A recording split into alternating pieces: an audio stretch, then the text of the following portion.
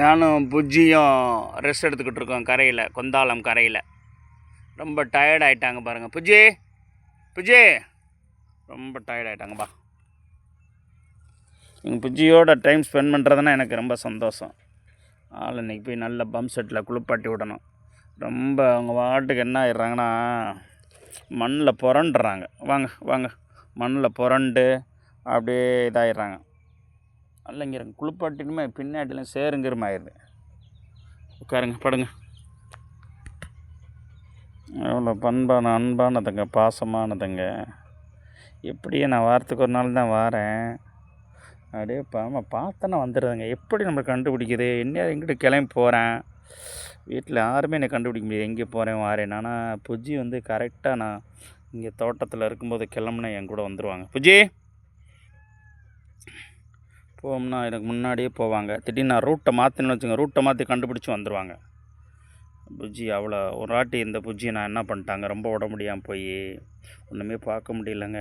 ஒரு வாட்டி என்ன ரொம்ப உடம்பு முடியாமல் போய் அறியாமல் பசங்க கொண்டு போய் விட்டுட்டு வந்துட்டாங்க ஒரு இடத்துல போய்.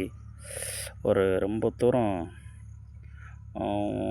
அது வந்து அப்படியே திரும்பி நடந்து வீடே கண்டுபிடிச்சி வந்துடுச்சாங்க.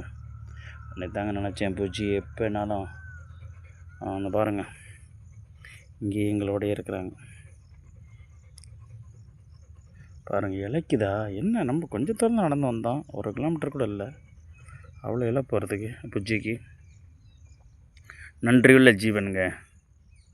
பாருங்கள், நல்ல நாய் இதுகள்லாம் வீட்டில் நல்லபடியாக பாசமான ஜீவன்களை கொஞ்சம் பார்த்துக்குங்க. நீங்கள் நம்ம எடுத்தாத்தாங்க கிளம்பிட்டாங்க பாருங்கள். ஓகே, கிளம்புவோமா? புஜ்ஜி கிளம்பிட்டா நம்மளும் கிளம்பிட வேண்டியதான். அப்போ வெயில் அடிக்குது, சீக்கிரம் விட்டு போகணும். டயத்துக்கு சாப்பிட்ணும். டயத்துக்கு சாப்பிட்லைன்னாலும் உடம்புக்கு பிரச்சனை ஆயிரும். கிளம்பினான்னு சொன்னோன்னே கிளம்பிட்டாங்க பாருங்கள். ஏன் வந்தீங்கன்னா கரையில் இருந்தீங்கன்னா சட்டையில் என்ன கொண்டு வந்தீங்க செக் பண்ணிவிட்டு திரும்ப போங்க. மிஸ் பண்ணிடாதீங்க தான் திங்ஸு. காடு கரையில் மிஸ் பண்ணிட்டீங்கன்னா தேடி எடுக்கிறது ரொம்ப கஷ்டம். பாருங்க, நான் போனேன்னு கிளம்புனோன்னே கிளம்பிட்டாங்க பாருங்கள் புஜ்ஜி. இதாங்க கம்மா கரை. அந்த காலத்தில் அந்த கரையில் தாங்க நடந்து போகிறது கொந்தாளத்துக்கு. இந்த கரையை பக்கத்து ஒரு பஞ்சாயத்து பிரசிடெண்ட்டு சரி பண்ணி ரெடி பண்ணி கரை கிளியர் ஆச்சு. இப்போ ரொம்ப நாள் ஆகி போச்சா, 1 வருஷத்துக்கு மேலே ஆச்சு சரி பண்ணி. திரும்ப முள் வர ஆரம்பிச்சிச்சு, கரையில் நடக்க முடியாமல் போச்சு. பராமரிப்பு கரெக்டாக இல்லைன்னா எந்த ஒரு திரும்ப வராங்க பாருங்க என்னை காணணுன்னு.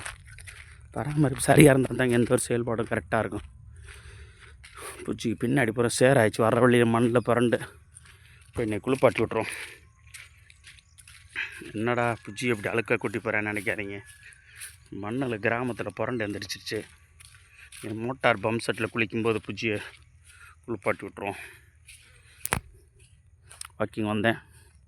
1 கிலோமீட்டரை 1.5 கிலோமீட்டர் இருக்கும். ரிட்டர்ன் மொத்தம் 3 கிலோமீட்டர்.